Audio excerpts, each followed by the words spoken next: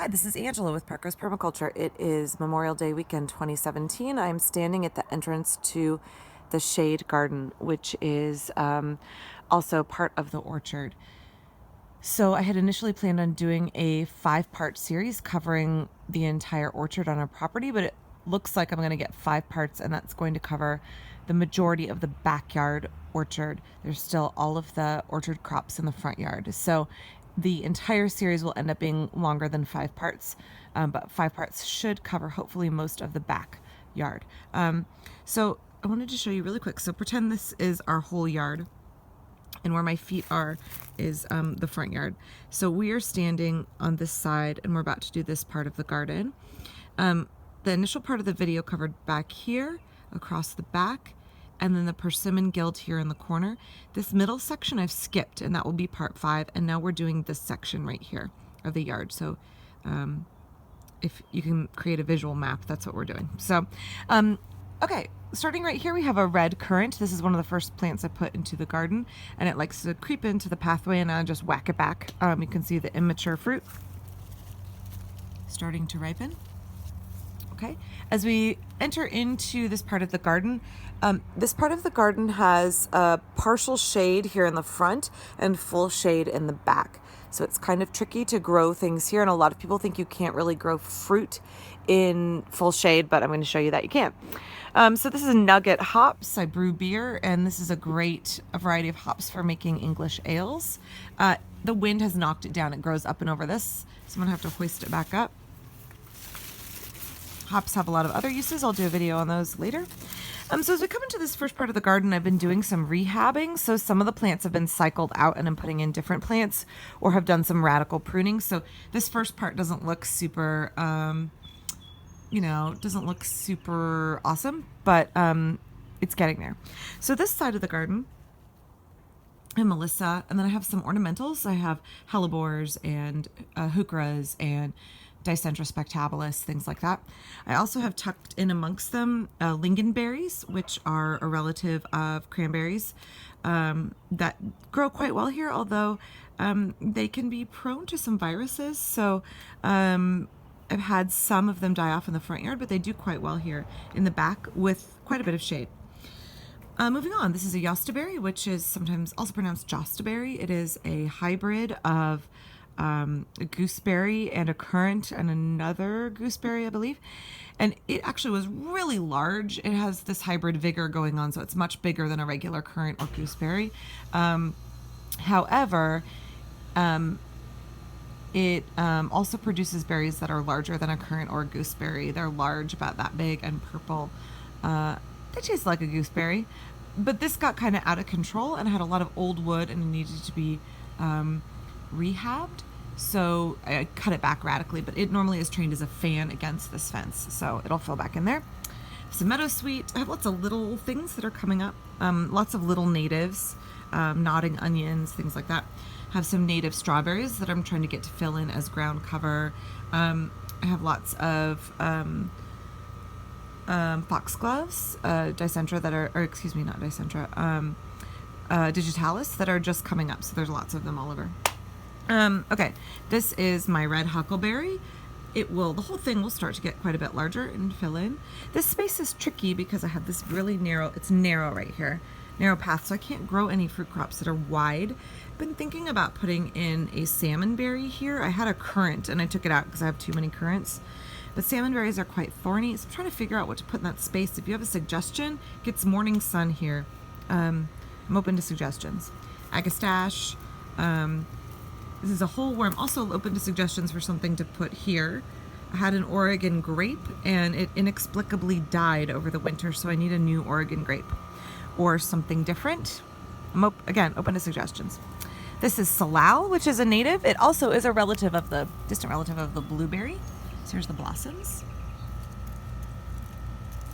Salal always looks kind of grungy and bug-eaten and full of blotches, but it does fine. It produces blackberries that are edible but not amazingly tasty, traditionally used by American Indians in this part of the country for drying, cooking into stews, mixing with meat and drying and making like a pemmican. It will slowly spread, so you can see it's creeped over here. It'll slowly spread by rhizomes. Nothing bothers it. You don't have to prune it. There's hellebores next to it. I love hellebores. I have lots of them. This plant right here in with the hellebores is palmate coltsfoot. That is a native. You can eat the shoots in the spring, and it has medicinal uses. I couldn't tell you offhand what they are, but I know that herbalists are really into it, so I should probably research that. White currant right here. And this is a weed. I'm just going to pull it right back on the bed. Okay, on this side of the garden, this is my ugly corner I did a video on in the fall, where my dryer vent kills a lot of things. So Angelica archangelica. This is when it is obviously flowering and setting seed. This is younger Angelica, so these will flower next year or maybe the year after. Underneath, I have an area that has been, what's the word I'm looking for? Sown, inoculated, that's the word I'm looking for, with King Stropharia mushrooms. So hopefully, if we get some good rain later this year, I'll end up with mushrooms here. I have some pink meadowsweet, which I have just added, elegans, astilbes, foxgloves, which come up everywhere. Loads of ferns. I have lots of native ferns. So this area of the garden can be problematic because it is where our sump pump empties out into the dry well. So this area can be kind of soggy. So ferns do very well here.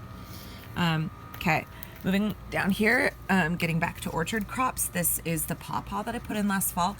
You can see it's put on all of this green growth this spring. It's doing quite well. It really likes having shade. That my neighbor's air conditioner kicked off, so hopefully you can hear me better. It really likes having that dappled sun, morning sun, dappled sun in the afternoon, and then shade in the late afternoon. It's doing fantastic. Okay, so that will get quite large. It will cover my bedroom windows here and have this nice pyramidal shaped tree that produces edible fruit. Okay, moving on down here. I have this sink that my neighbor gave me. It was just sitting around in their yard. Right now it has things I'm storing in it, but it's a really great place. I like to wash pots and produce and things over here. There's normally a hose attached into there. Okay, so now we're entering the truly shady part of the orchard. This plant right here is Sambucus nigra, the black elderberry. It's the European elderberry. If you have two, you get a tremendously good fruit set. So I have two varieties. I have, this is the York, and back here in the corner is Nova, two highly prized culinary varieties. You can see the flowers are gorgeous. They smell so good. They smell amazing. The whole side yard is just filled with the fragrance of these when they're totally in bloom. So the catalogs often say these will top out at 12 to 14 feet, and that's a lie. They'll get 20 feet or more. Elderberries are a shrub, not a true tree.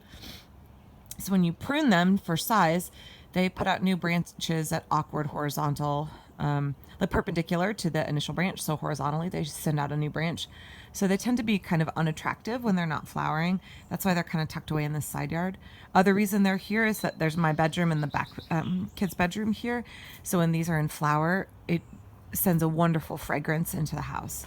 So elderberries are really high in cyanide containing compounds, and the flowers can be eaten. You can make cordial out of them, which you can then mix with alcohol or seltzer and enjoy. However, you want to just eat the blossoms. You don't want to eat these stems. So all the stems contain a lot more cyanide than the blossoms do. The blossoms are fine to eat. I like to make the blossoms into fritters. So dip them in batter and fry them. And I pick the whole part right here and I fry the tips, and then you pick the flowers off of these stems, and I don't eat any of the stems. So this part contains more cyanide. This contains even more. The woody stems contain even more. The roots contain the most. So the berries, the seeds also contain cyanide, and the fruit, you should ideally eat it cooked. Although a lot of people eat it raw, it can cause stomach aches, cramps, vomiting, potentially shortness of breath, racing heart, and hallucinations if you consume large quantities of it raw. So it's recommended that you cook elderberries, where they make fantastic syrup. If you cook them, I use a fork and I pop the berries off the stems, and you don't cook the stems. Okay, so elderberries are a great medicinal plant. Elderberry syrup is super expensive. Like a little jar of it, the natural food store is $18, and I can make like quarts off this tree alone. Last year I got 25 pounds of berries, this shrub I should say, and off this one, which gets quite a bit more shade and is a lot smaller, I got over 10 pounds. So yeah, you can get tons, all the elderberry syrup you could possibly drink, and I freeze the elderberries and then I make a batch of syrup when I'm ready to make it. Okay, moving on, over here we have native dicentra. So it's the native bleeding heart, and it does slowly spread and fill in, and it prefers full shade. Under these tomato cages I have baby plants. So I have a baby painted fern down there. Hostas, which by the way, hostas are edible. Hosta here, more hostas here. All parts of the hosta are edible. I mean, I wouldn't necessarily love eating them, but you know, zombie apocalypse happens, you can eat them. Back here I have another young red huckleberry down in there. Really likes to be sheltered.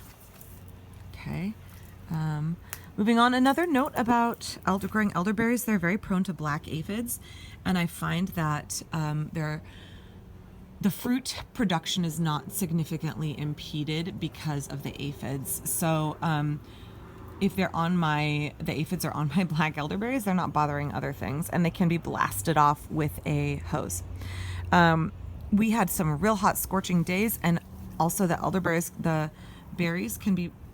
flowers can be prone to sunburn and getting damaged if it gets real hot and sunny right when they flower. So just so you're aware of that.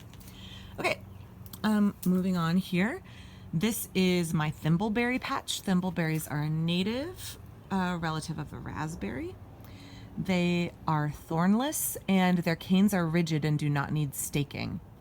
They're very pretty. So the leaves of the thimbleberry are soft.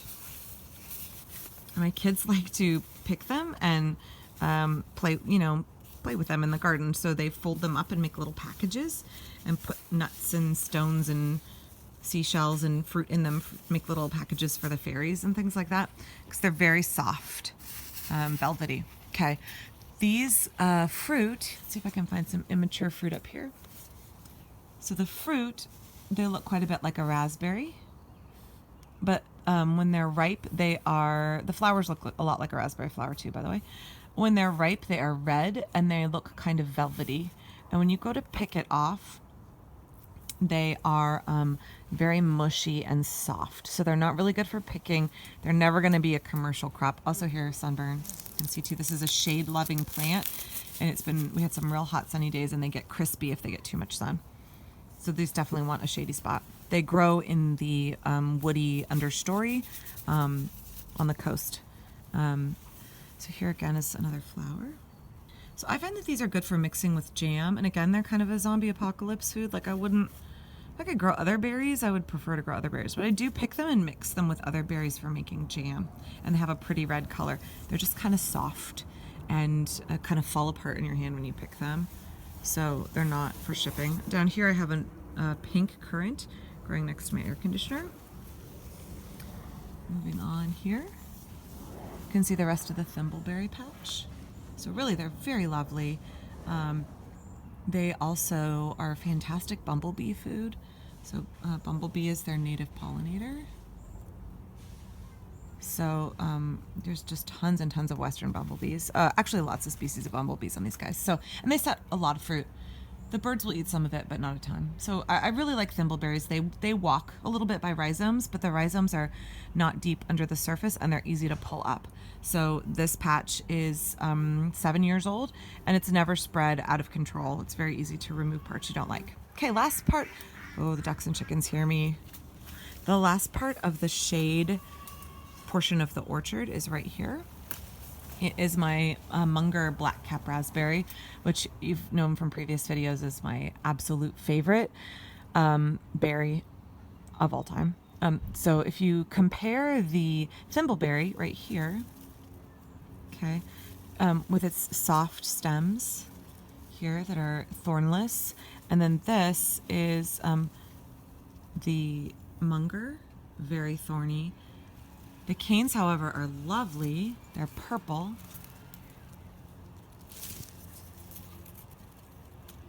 So they have a lovely color. And they produce a ton of really dark, beautiful raspberries that are not cloyingly sweet. They're not overly sweet, and they have a nice acid balance, and they just have a fantastic flavor. They taste different than any other raspberry. So if you can get black cap raspberry, also it's a native. So again, we are backyard certified backyard wildlife habitat. So I have to have a percentage of the yard planted in natives. So that is a native here in the Pacific Northwest.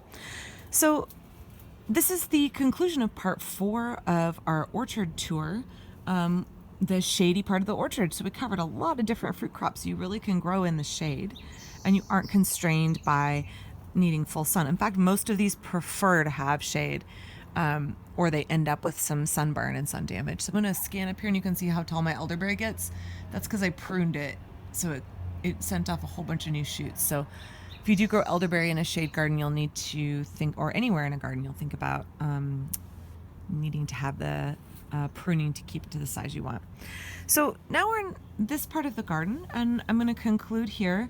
This is the contorted mulberry, and the way the garden was designed is, I talked to one of my earlier videos about thinking of having gardens within the overall context of Parkos permaculture and breaking it down into smaller, manageable gardens. So this is the shade garden behind me, and then we end here and the end of the side yard, and we're ready to emerge into the backyard. So the contorted mulberry is like the gate, and you push past that gate and you open up into the backyard and the rest of the garden. So trying to think about partitioning those garden rooms. Oh, we can look at this bumblebee real quick.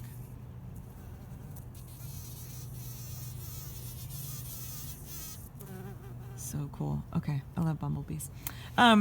So again, thinking about having those different rooms and partitioning the garden into different smaller gardens that serve a function and have a theme and kind of a united purpose for that part of the garden. So behind me is shade crops, and also incorporating as many natives as I can, because there are tons of beautiful, aesthetic, medicinal, and edible natives in the Pacific Northwest that like shade. So trying to include all of those in this part of the garden made sense. And then now we're getting ready to break out of the side yard into the sunny backyard and all of the plants there. So stay tuned for part 5 of my series on the orchard, and I'll be covering this last section of the backyard orchard. If you liked this video, please give it a thumbs up. Please subscribe to my channel, and please hit me up with any questions that you have. I'll be back really soon with part 5. Thanks.